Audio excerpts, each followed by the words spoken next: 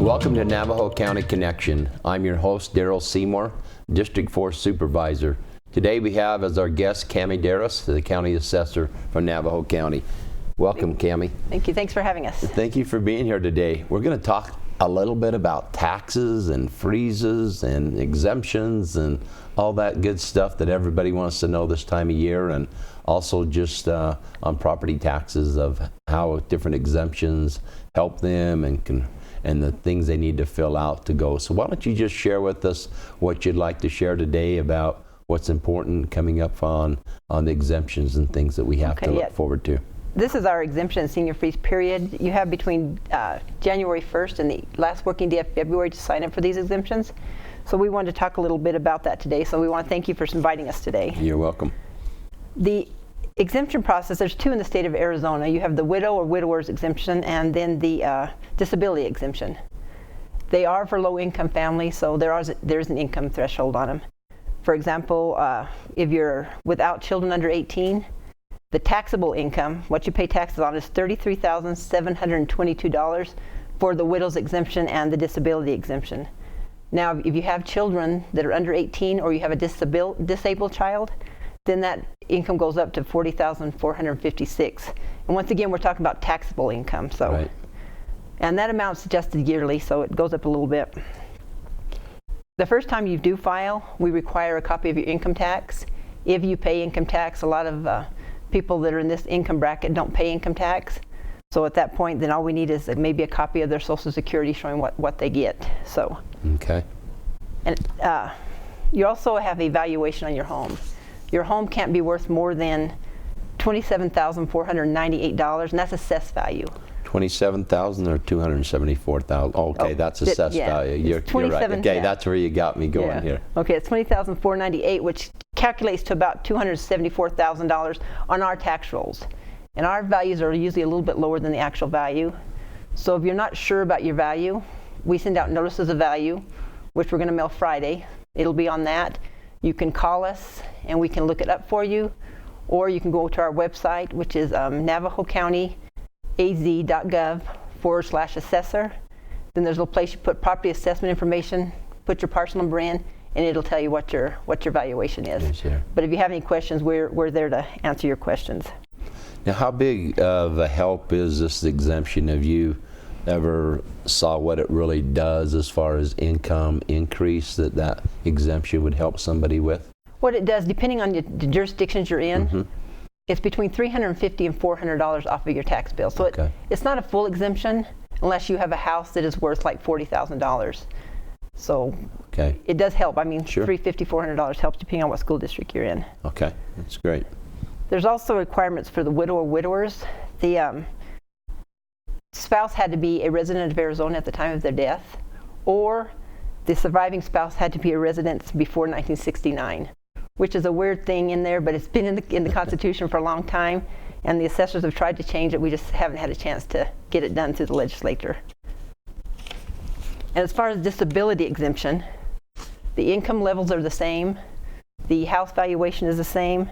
The only difference is you have to actually be 100% disabled. Okay. And we have a government form. You know, government has a form for everything. So we have a government form you take to your doctor. Your doctor fills it out and says you're 100% disabled. And then if you meet the other income thresholds, then we can file you for the same exemption as a widowers. Okay, that's good. Good to know on those things there. So we have widows, widowers, and the disability so far. The qualifying, and I think the home, again, can have an assessed value over $27,468 assessed value. Yeah, which comes to a little under $300,000 home. That's good. Okay. You do have to sign up for it, like I say, in January and the last working day of February. But what happens is once you sign up the first time, we actually just every year in December mail you the application to re-sign. You don't have to have it notarized. You don't have to do anything. You just have to sign it, review it to make sure, you know, same address, same phone number, all your information is the same. You have the same amount of property, and mail it back to us. We don't require new income, proof of income at that point, and we don't require another doctor's form. We only need the doctor's form the first time. First time. Okay. We do, the statute does ever require that if you do win the lottery or something, or go over the limits, you're supposed to notify us, that I now have, More income. more income. So, Okay. but we don't require it after that's right there. And the same thing on the disability, do you have to go back to a doctor each year, or is that just No. one So and done? one time, once you give it to done. us one time, Okay. we don't make it be yearly. So the first time it's a little bit of a hassle to sign Sure. up. Because the first time you sign up, you have to sign up in front of somebody from our office. So you actually have to either come into the Holbrook office. We're here at the Sholo office on Tuesdays from 8 to 4. So you can come in there. We do have some people that are homebound and can't get out. So we actually will go do home visits for those people that can't get out and go visit them for their first time. And we actually go to senior citizen centers in February. We'll go to the Winslow Senior Citizen, the Holbrook. We come up here to Sholo, to the Pine Top and the Snowflake, and the Heber Senior Citizen Center. We do one every Wednesday in February, so people don't want to have to drive all the way to Holbrook for those services all the time. So we come here and it makes it a little bit easier for them. Okay, that's fantastic. That's good. How many people help you, in your office? You obviously can't be out all the time going to individual people, but in the county assessor's office, how many, staff do you have totally working there? Well, we have 19 total, including myself. Okay. And being that kind of small office, we don't have our appraisers will go out and meet with the person that needs to be signed up because they're in the area already. So everybody in our office can sign up for widow's get you signed up for the widow's exemption. So it's not I do this thing, this is my box and I'm not stepping out of it. Right. Every one of our office staff helps each other and does a little bit of everything. Okay, that's great. The one thing with the widow and widowers is when you have a piece of property and say it's joint tenancy or common property with rights of survivorship, well, when you record that death certificate, it automatically takes that deceased spouse off of it, which is good because in that case we show you as the whole owner. So you get the full ramifications of the exemption. Otherwise, you would be only half owner, only get half of it. But with that said, too, if I have a house that my husband and myself were on, and it's a $300,000 house, and I remove their name, then I no longer qualify. But if I leave their name on, only $150,000 of that house is mine, so then I do qualify for that portion of the exemption. So it's sort of a catch-22 right thing. So on those two sides. Wow. So if you have 3 or 4 people on it, we're going to divide that house value into 4 different people. But it can hurt you because if you're not going to get the full exemption, right? If you're over the exemption that we allow. The threshold there. Yeah. Okay. So that helps you a little bit. And we don't require the death certificate be recorded, but we do require a copy of it the first time you sign up. So the very first time you sign up, you have to give us a copy of the death certificate, but it doesn't have to be recorded. And if you're a widower and you remarry, then you lose that exemption. Okay. So. And is there something that they have to provide, or is it just on the honor system there that somebody comes in and lets you know that they are no longer eligible for that because of marriage? Well, they sign up once a year, so if they sign up in January and they're not married at January, then they're going to get it for that year. And then the next year, they're going to have to look at the information and say, no, I've remarried. So one of the questions on the application is, have you remarried? Okay, that's good. Good on that side of it. We also have a option that, especially up here on the mountain, a lot of our seniors leave for the winter. So they can't really sign in January or February. So we have an option that we've came up with to let them be able to qualify if they sign after February 1st and have a valid reason for not being, it can't just be, I just didn't want to come in. But if they have a valid reason that they couldn't sign up during that period, once again, we have another form, government and their forms. But if they sign a waiver form, then we take that waiver form before the Board of Supervisors and ask for their permission to waive and apply the exemption, and they can still get the exemption. So if you miss the time frame, they'll go ahead and give us a call, and see what we can do for you. That's very helpful for a lot of the people, because we do have a lot of those single people that come back up here as things get a little bit warmer in May, and they may have missed that notice. Well, a lot of them go down and they live with their kids or somebody, during the cold part, and then they come back up here, and we just hate to see them lose their exemption. Right. We've also gone as far as to work with other counties to call that county up and say, this person is down there, they're in the hospital, they have some kind of medical reason they can't come back up here. So we'll call down to that county and say, can they come in there and sign up in front of you, and you send the information back. Right. That's helpful. So that helps them when they're good. down there signing up for the first time. The next item you got here, it looks like a senior property valuation freeze. What is a freeze on property values then? And when that first came out, everybody thought it was a property tax freeze. They're going to sign up for this, and my taxes are never going to change. But exactly what it says it is, it freezes your value. So in a down market, what we did is we went ahead and lowered it with the value of the houses. But if the market's going up, say I apply for the freeze, my value is going to stay at X while everybody else's is continuing to go. So then my piece of the pie of the whole taxes isn't as much. So it does save you in the long run. It does have, once again, its first low income. So it actually has income qualifications also. You can actually have an exemption and a senior freeze. You can apply for both of them and get both of them. Like I said, the senior freeze does not freeze your taxes. It freezes your value. Okay. And you have to, it's a little bit more in depth because you have to reapply for it every 3 years. And when you do apply for it, we ask for the last 3 years of income. Okay. So you have to give us the last 3 years of your income taxes, your Social Security, any pensions, W-2s, any of that you have. Because as we talked about in the exemptions, it's taxable income. The senior freeze is all income, whether it's taxable or not, includes all your income. And both of these are household incomes. So if you have kids living with you, you need to include their income also. So you have what are those breakdowns of the valuations here on that senior property freeze? How much money can a single owner make up to? A single owner is $37,584 of total income, not just taxable. And if there's multiple owners on the property, it can be $46,980. There. Okay. And that's actually an average over the 3 years. So say in the middle of the year you went a little bit above the $47,000. The other 2 years you went a little bit below. So it's the average of the 3 years. So it's not every single year. We just average out the 3 years. That's great. That's great. Anything else as far as exemptions, freezes that we need to be aware of? No, that with the senior freeze though, you do have to, one of the owners does have to be at least 65 Okay. as of January 1st of the year they apply.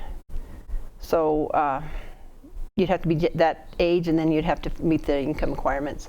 And it has to be your primary residence. Okay. It doesn't qualify for any secondary homes or any rentals or anything. It's only your primary residence there. And what is the deadline on the exemptions in February? What's that deadline? The last working day of February. Last working day of February, but we will make some exemptions on the exemptions, right? Right, and 99% of the time we do it because they have a valid reason that they didn't come in, and we want everybody who's eligible to get those exemptions. We don't want to cut anybody out of getting them. That's good. Because they're actually for the low income that need them, Right. So. Well, Cammie, while I have you here, let's talk a little bit about, just in general, if we can, a little bit about property taxes, what you see or what you forecast valuations doing, say this next year or 2 years, and maybe some of the valuations, if you want to share, as we see some of these power plants close, what effect is that going to have necessarily on our, property income tax to different things? Are you able to share some of that information? And how the taxes work is our valuations that we set, they're strictly to divide up who pays what. Right. I mean, the jurisdictions, let's use Navajo County, for example. Right. Let's say they have $1 million budget, property tax budget, and we have $1 million of assessed value. All they're going to do is they're going to charge $1 for every dollar of assessed value to get their $1 million. If property values drop down to $500,000, Navajo County still has that $1 million budget over here, so they're just going to get $2 for every dollar. And vice versa, if it was to double we had $2 million assessed value, it was going to, then they'll only get 50 cents for every. No. So what happens with the power plant is when the power plant, for example, at the end of this year, one of the units is going to go down, Navajo County's assessed will lose about 4% of their assessed value. Now, some of the districts, like the Joe City School District, they'll lose a third of their assessed value. So it will affect them dearly. But if the whole power plant was to go out, I mean, that's the county's going to feel it. Right. So what's going to happen is we're going to spread that. Everybody else is going to have to pay a bigger portion of the piece of pie. Piece of pie there. And I think that's one of the things that's hard when we look at a big economic hub as a power plant. One of the things that it does create jobs, it does create the income, and we are still going to share that same burden of the services that we've always had. It's just that they are a real big player. They are an entity that pays a lot of taxes, and I'm not sure that people fully understand just how much taxes they did pay. And I don't think it's so much just the taxes, it's the trickle-down effect, right. Because so people lose their jobs, they're no longer buying in the county, right. They're no longer living here, so the housing market goes down. So it's a trickle effect. It's just not property tax, it affects us right. across the board on sales tax and everything else. So it's one of the things that we need to be prepared for, whatever we can do to continue to draw an economic driver of our community, to create more jobs in this area, in our county, and to build the reason that we're here. And we really wish there were some alternatives. We've talked about trying to keep that plant open by using some alternative resources. I know we had a discussion of using that for biofuel mass, and that was a little discussion that would help both our forest as well as the power plant and keep some of the jobs open in creation. But I know that we've always survived. I know that we have always been creative in what we need to do, but we appreciate what you do and your staff as the county assessor. You've been with Navajo County how many years? I started with them in '79, and then I left for 3 years and came back. But to be honest with you, as county assessor, I would be at a loss without my staff. I have a wonderful staff, and I wouldn't be here or have anything to do without the staff. I take credit for a lot of what they do, but they do 90% of what needs to be done. That's great. Cammie, you're surrounded with good people, and you've done that, through the years, and you've spent a lot of time serving the public here as our county assessor, and just want to thank you for what you do. Well, thank you. Thank you. Anything else you'd like to cover today? No, I think we're good unless you have any other further questions for me. Or do you have a phone number maybe that people could reach out, a phone number to contact you if there are other questions? Yeah, and they can reach us at 928-524-4086 is our main line. My email address is my name, CAMMY.Darris, D as in David, ARRIS, at NavajoCountyAZ.gov. And you're welcome to email me anytime.